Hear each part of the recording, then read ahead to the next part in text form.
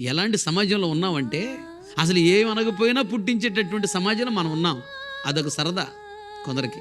కోపం వచ్చినప్పుడు ఆటోమేటిక్గా తిరస్కరిస్తారు, ద్వేషిస్తారు, దూషిస్తారు. జాగ్రత్తగా ఉండు. అందుకని ప్రతిరోజు ఒక ప్రార్థన చేసుకోవాలి. ఏంటంటే, ప్రభువా నా నోటిని ఎల్లప్పుడూ నీ స్వాధీనంలో ఉంచుకొని ప్రార్థన చేసుకోవాలి. నాలుక ఎలాంటిదో తెలుసా? అగ్ని వంటిదంట నాలుక.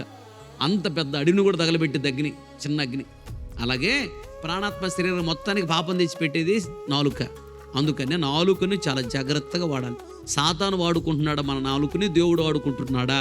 దేవుని చేతిలో వాడబడితే ఈ నాలుక గొప్ప దీవెన, సాతాను చేతిలో వాడబడితే శాపం.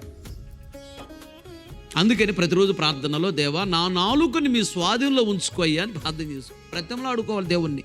అప్పుడు సాతాను ముట్టలేడు, సాతాను వాడుకోలేడు. అపవిత్రత మనల్ని అంటదు, దేవుడే వాడుకుంటాడు. మన ప్రాణాత్మ శరీరం అంతా దేవుని మహిమ కొరకు వాడబడతాయి. అది మనకు దీవెన.